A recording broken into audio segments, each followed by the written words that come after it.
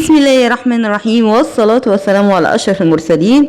بنرحب بيكم على قناة أبرار التعليمية مواد تجارية. إذا كنتوا أول مرة تشوفوا القناة فأهلا ومرحبا بكم. هتلاقوا على قناة أبرار التعليمية كل المواد. حضرتك اكتب بس في سيرش القناة المادة اللي انت عايزها، هتلاقي الفيديوهات ورا بعض بإذن الله، الدروس مشروحة كلها ورا بعض. النهارده ان شاء الله هنكمل المراجعه النهائيه سكرتير عربي دبلوم تجاره. انا كنت نزلت فيديو قبل كده، وده الفيديو التاني. هنزل رابط الفيديو رقم 1 في صندوق الوصف الخاص بالقناه. هكون معاكم النهارده محاسبه هبه فتحي من قناه ابرار، فيلا بينا.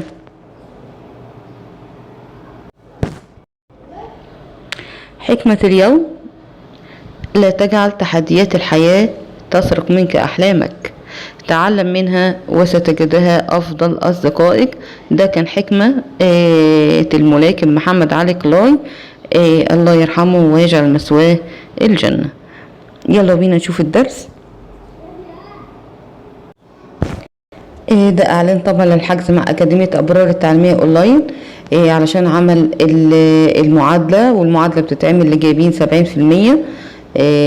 في حضرتك برجاء التواصل مع رقم الأكاديمية لتقديم الدعم حول المذكرات المعادلة وتنضم لصفوف الناجحين مع أكاديمية أبرار التعليمية. الرقم هو قدامك 010-6-204-803-0. طبعا بنجد ترحيب بيكم مرة تانية. المادة العلمية منقولة من جروب البروفيسور أبو كريم. الورق ده وكل ده شغله ومجهوده، ربنا يدي الصحة يا رب.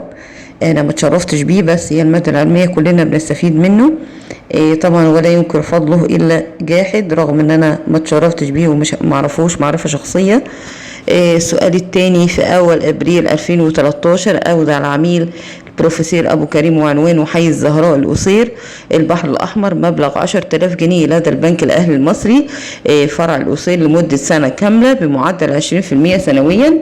المطلوب عندي هنا طلب فتح حساب الوديعة وإيصال إيداع نقود لمدة محددة، ورقم الإيصال 555، والتاريخ عندي في أبريل 2013. يبقى هنبتدي. ده شكل طلب فتح حساب الوديعة، ودي البيانات الموجودة بتاعته في أقصى اليمين من فوق زي ما حضرتك شايف اهو: السيد مدير البنك الأهلي المصري فرع القصير البحر الأحمر في 1/4 أول أبريل 2013. تحية طيبة. وبعد طبعا ده نموذج مكتوب وحضرتك بتملى عليه البيانات فقط. نموذج مطبوع في كل البنوك. أرجو التفضل بقبول مبلغ 10,000 جنيه. حضرتك بتكتبها بالحساب وبتكتبها بالحروف طبعا عشان في أصفار كتير، وأصفار كتير دي بتبقى بحل الخطأ. يبقى فقط 10,000 جنيه لا غير لإيداعه لديكم لمدة عام كامل.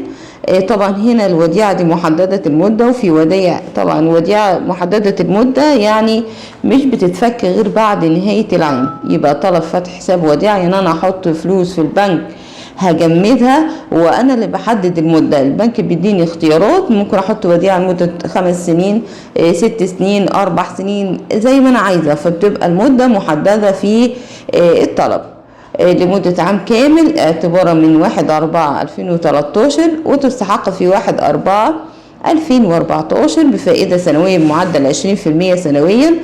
طبعا وعشان حضرتك تبقى متابع السوق او متابع حركة البنوك، مش بيكتب لك في طلب فتح الوديعة حساب الوديعة مش بيكتب لك المعدل السنوي ويبتدي تحاسب عليه.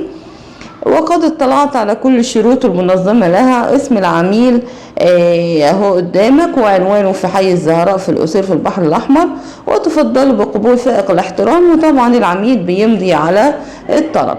هنيجي بعد كده المطلوب عندي التاني: إيصال إيداع نقود لمدة محددة برقم 555 في أول أبريل. نيجي إيصال إيداع النقود أهو الوصل. طبعا أنا حطيت فلوس في البنك فالبنك بيديني إيصال أهو تمام. عندك هنا تحت اهو البنك الاهلي المصري. ركز معايا اهو. شوف انا بحط ثواني انا هوضحها لك اكتر.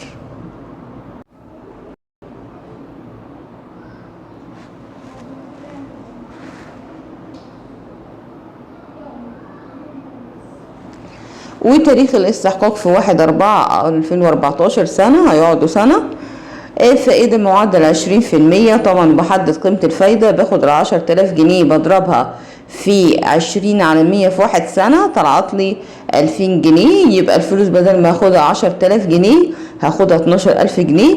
تسلمنا من السيد اسم العميل، المبلغ المستحق جملة مستحقة له بعد سنة 12 ألف، عنوانه حي الزهراء القصير البحر الأحمر، مبلغا وقدره 10 تلاف جنيه، وببتدي اكتبها بالحساب وبالحروف. فقط 10 تلاف جنيه لا غير، ليودع طرفنا ويسدد في 1/4/2014 مع فوائد بمعدل 20% سنويا. وتصبح جملة المبلغ وفوائده، طبعا جملة المبلغ بعد انتهاء سنة 12,000 جنيه مصري لا غير، وذلك عند إعادة هذا الإيصال إلينا موقعا عليه بالمخالصة القانونية من المودع تحريرا في 1/4/2013. أمين الخزنة بيمضي، ده حضرتك الدورة اللي بياخدها الإيصال، مدير الخزنة أمين الخزنة يمضي، ورئيس البنك او المدير البنكي يمضي برضو عن ان احنا هناخد دي. وطبعا انا هديله المخالصه دي في نهايه لما اخد فلوسي، انا هديله المخالصه دي. يبقى احنا كده اخدت وصل من البنك وحطيت فلوسي بالوديعه وخدت ورق الوديعه وحساب الفوائد وكل حاجه. هندخل على التمرين الثالث، يلا بينا. السؤال الثالث وسؤال مهم قوي قوي. السؤال الثالث بتاريخ 1 يناير 2015. تقدم السيد بروفيسور أبو كريم وعنوانه حي الزهراء القصير البحر الأحمر بطلب لربط وديعة بمبلغ 20,000 جنيه. كلمة ربط وديعة يعني هو هيعمل وديعة في البنك بمبلغ 20,000 جنيه. كلمة هيحط فلوس في البنك هيخليها وديعة، كلمة هيربطها يعني هيخليها يعملها وديعة لدى البنك الأهلي المصري فرع القصير لمدة عام قابلة للتجديد كاملة بمعدل 10% سنويا، وذلك بخصمها على حسابه الجاري رقم 5555، علما بأنه رصيده في البنك 30,000 جنيه. المطلوب عندك هنا بسرعة تصوير كشف حساب الجاري وكشف حساب الوديعة كما يظهران في 1/1/2018 بعدها ب3 سنين. إذا كانت أول حاجة الفوائد تعلى على الحساب الجاري للعميل، يعني بجدد بالأصل فقط، والفوائد بعليها على الوديعة عند تجديدها، يبقى تجديد بالأصل والفوائد. ركز بقى معايا كويس في الكلام ده. أول حاجة الفوائد تعلى على الحساب، يعني حضرتك الوديعة محطوطة في البنك 20,000 وهو رصيده 30، تمام. حطيت من 30 ده، عملت سحبت منها جنبت منها فلوس على جنب كده 20,000 هعملها دي وديعة، يبقى رصيدي كام في البنك؟ رصيدي بقى 10، تمام. يبقى نقول تاني، يبقى انا حاطه في البنك كام؟ 30,000. قلت البنك، اتفقت مع البنك قلت له لا انا عايزه استفيد بالفلوس دي، هربط وديعة من 30,000 جنيه دي ب20,000، يبقى خليها على جنب كده، يبقى حسابي بقى كام؟ بقى 10، تمام. والوديعة كده على جنب هجنبها عشان اخدها اخر مدة بالرصيد بتاعها. نشوف التمرين هيتحل ازاي اذا كنت بجدد باصل المبلغ فقط، باصل المبلغ. بمعنى هقولك المعنى ايه دلوقتي الرصيد زي موجود قدامك اهو في 1/5/2015 1 يناير يعني 1/1 كان الرصيد عندي كام؟ الرصيد عندي كان 30,000 جنيه، يبقى ليه 30,000 جنيه، يبقى رصيد النهارده كام؟ 30,000. في 1/1/2015 في نفس اليوم عملت وديعة ب20,000، يبقى اخدت من الرصيد بتاعي 20,000، يبقى الرصيد بقى كام؟ بقى فيه كام في الرصيد بتاعي؟ بقى فيه 10,000. طيب اتفقنا مع بعضينا ان 10,000 بتاع المبلغ كله هيطلع له فوايد 20,000 في 10/100 لمدة سنة هيطلع له 2000 جنيه. يبقى ادي عندك هنا الفوايد 2000 جنيه، وعندك 10,000 موجودة في الرصيد، يبقى الفوايد بقيت كام؟ او الرصيد كله كام؟ 12,000 جنيه. طيب في 1/1/2016 فك وربط الوديعة كانت ب20 زي ما هي، وضفت له 20، وانا عندي كام في البنك؟ عندي 12,000 جنيه، تمام. خليك معايا ما تروحش في اي حته. يبقى ركز في النقطه دي علشان نقطه مهمه قوي. يبقى في بدايه كل سنه الوديعه بتتفك وبتتربط من جديد، بتتجدد. يبقى عندي الوديعة هنا في منه ب20,000 وله ب20,000 وليا رصيد بتاعي 12,000.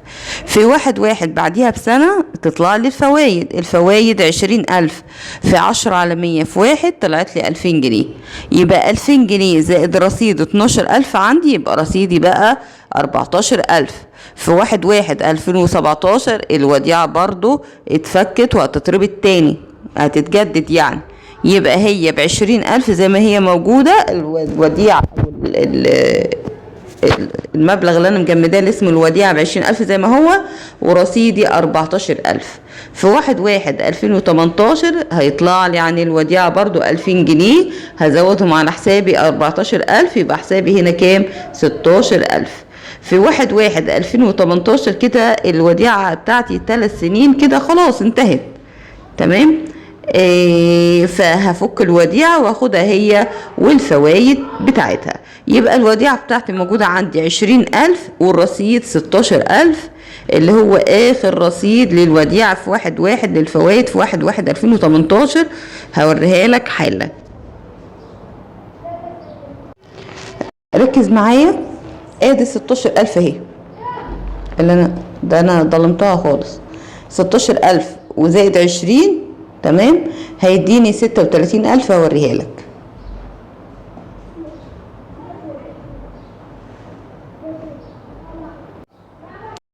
ادي اهي، ادي 16,000 وادي 20، يبقى التجميعة بتاعتي 36,000. يبقى على البنك الاهلي المصري فرع القصير، والتوقيع بوقع طبعا البنك هو اللي بيوقع، وده التجديد بالاصل فقط. يلا بينا نجدد بقى بالاصل والفوايد ونشوف التمرين هيتحل ازاي. طبعا المطلوب التاني عندي التجديد بالاصل والفوائد. الرصيد عندي هنا بعمل حساب مختص كده لوحدي بحساب الوديعة، اللي هو رصيد الوديعة عندي 20,000 قدامك اهي في رقم 2. يبقى رصيد 20,000 فك وربط الوديعة برضو ب20 وله 20 والرصيد 20 نفس الحكاية، مش بجمعهم هما الاتنين على بعض. فك وربط الوديعة اخدت 20 وعملت الوديعة ب20، يبقى الرصيد بتاعي 20. انا فكيت الوديعة واخدتها في 1/1/2018، يبقى رصيدي 0 عن المبلغ يعني البنك الاهلي المصري فرع القصير وتوقيع مدير البنك. ده كان فيديو بسيط قوي، يلا نكمل. ده كانت اخر حاجة عندي في الوديعة وكيفية ربط الوديعة. طبعا ما تنساش بدعم القناة ورفع الفيديو والاشتراك، واذا عجبك الفيديو طبعا دوس لايك يا جماعة من فضلكم، عايزين نوصل الفيديو لاكبر عدد ممكن. الامتحانات دخلت خلاص ومفيش وقت نهائي. كنت معاكم النهارده وسعيدة بوجودي معاكم محاسبة هبة فتحي من مدرسة زهرة التجارية في المنيا. اشوفكم على خير في شرح فيديو جديد من فيديوهات مادة السكرتير العربي، والسلام عليكم ورحمة الله وبركاته.